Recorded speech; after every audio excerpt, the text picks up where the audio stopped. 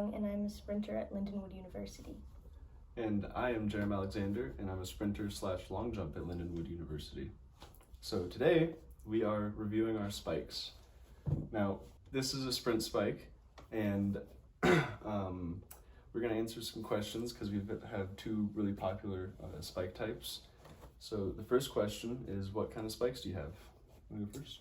I have the Nike Zoom Rival S's version 9, I'm pretty sure. And I have the New Balance Sigma Harmony version 3. New Balance partnered with Jarom one of America's top sprinters, and this is what they came up with. So the second question is, describe the spikes. So these are New Balance's Sigma Harmonies. They worked with Jarom, one of the top sprinters in the US, in creating this spike. We'll start with the bottom. It has a full spike plate and 8 individual spikes, 4 of which are under the balls of your foot, 2 of them are on the outside, and 2 of them are on your big toe. What the full length plate does is it adds a little bit more support and I guess kind of a spring, which helps a lot when you're coming out of your drive phase and going into your top end speed. As for the top of the shoe, you have 100% synthetic material and sock-like material that kind of helps lock it onto your ankle.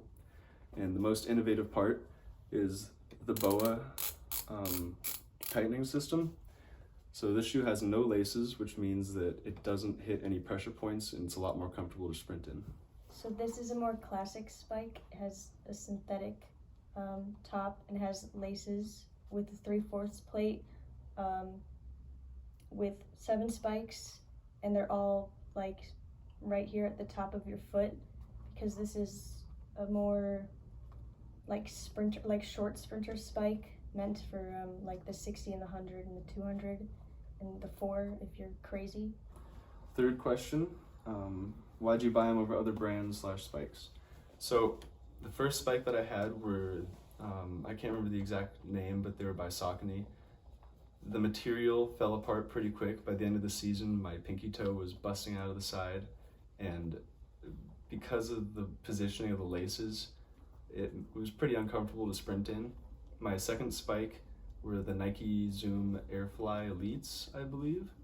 Now, those spikes were, I guess, a measurable amount lighter than this one. They were fairly comfortable, but they are extremely aggressive. They also have a full plate on the bottom and 8 spikes, so they're similar in that way.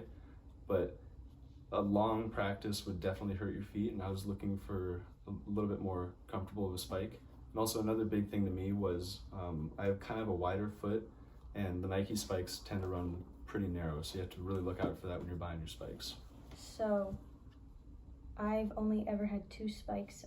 I'm pretty sure I had the first generation of these in high school, which is completely different from the second generation. And the only reason that I have the Nike Zoom Rivals is because those are the only ones I could find in my size.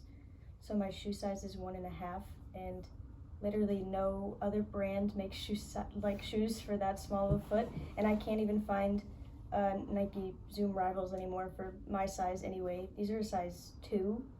And so the first pair I got, it was because it was my first time ever doing a track, and they were just the first spikes I could find.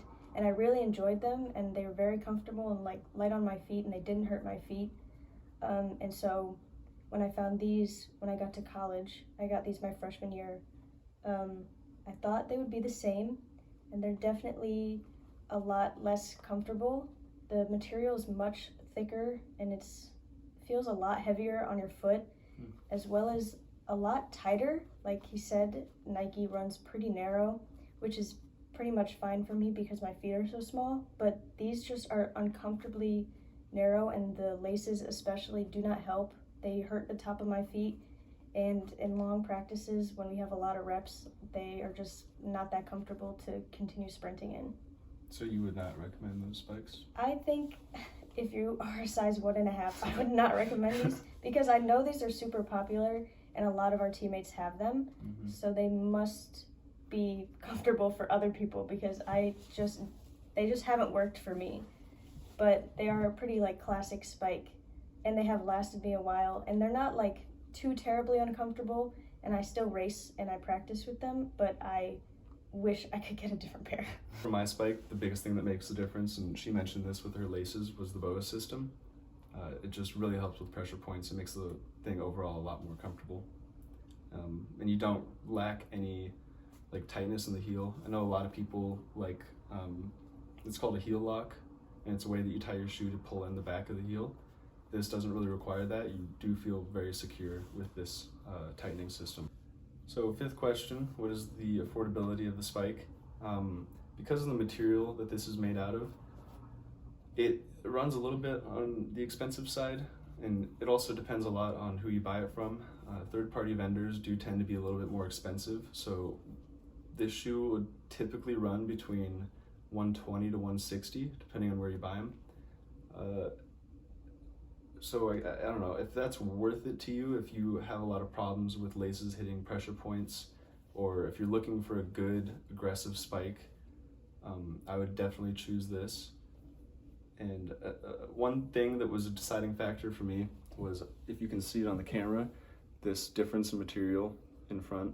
A lot of spikes don't have that, and what you see a lot of sprinters do, especially at the higher level, is when you come out of the blocks, they drag their toe a little bit, and that difference in material really lengthens the amount of time that you can have the spike before it begins to break down and burn holes in the front.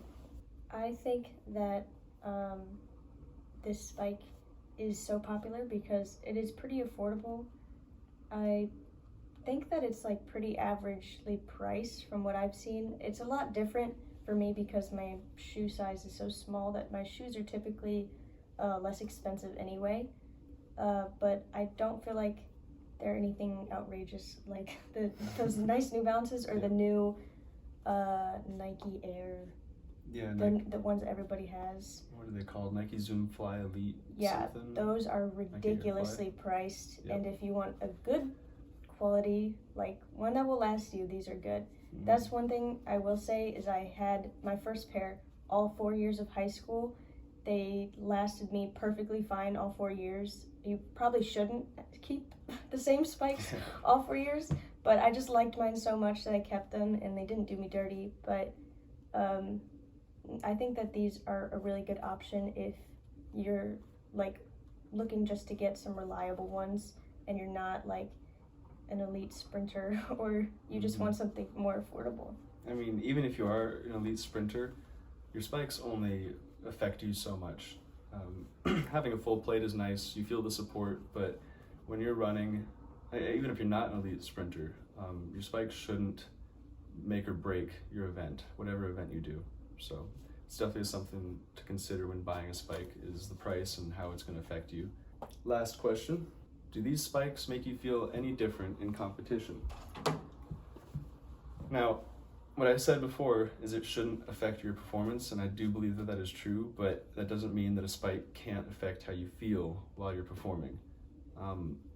For me, this spike makes me feel fast. It is not heavy enough compared to Nike or other brands that really focus on light materials. It's not heavy enough to make a difference compared to those spikes or brands. Like I said, it depends on what you're looking for, and what I was really looking for is comfort and a wider foot, because a lot of other spikes run super narrow, and especially avoiding pressure points with this tightening system. I definitely do not feel like as springy as my first pair, because I really think it is mostly the material, and like they must have changed the shape of this one. Definitely looks heavier too. Yeah, it's pretty weighty, I feel like, for a track spike. The material is just like super thick, and it kind of traps your foot. Even if you loosen, or even if I loosen the laces, it feels pretty tight and really snug, which is good. You do want your feet to be snug in your spike, but you don't want it to be uncomfortably snug, that you can like feel that you're wearing a spike, if you know what I mean. And that's definitely what I can feel with these. I definitely feel like they're uncomfortably tight, and I definitely notice it in my races a lot more. Biggest thing that you should look for when buying spikes is how narrow it is. If there is a size difference from your regular shoes to a spike, And I guess make sure that you like what you're wearing before you fully commit to it. You can always put it on, decide it's not the right thing for you, and then send it back. When you're looking at brands like Nike, who tend to run a lot more narrow, you might need to go a size up. When you're looking at brands like New Balance, who are wider but typically extend like the toe area a bit more than other brands, you might need to go a size down. So really pay attention to how your foot moves, how big your foot is, how wide your foot is, and also don't be afraid to test them out and send them back if they're not for you. Good luck out there. Let us know in the comments if you have any tips or any more questions that you want us to talk about, and run fast. Also, let me know if you are a normal sized foot person and if these are comfortable, because Yes. I'm dying to know. If you have small feet, bombard Nike and every other brand Please. to make spikes for people with small feet. It is a crime. You can cut that part out.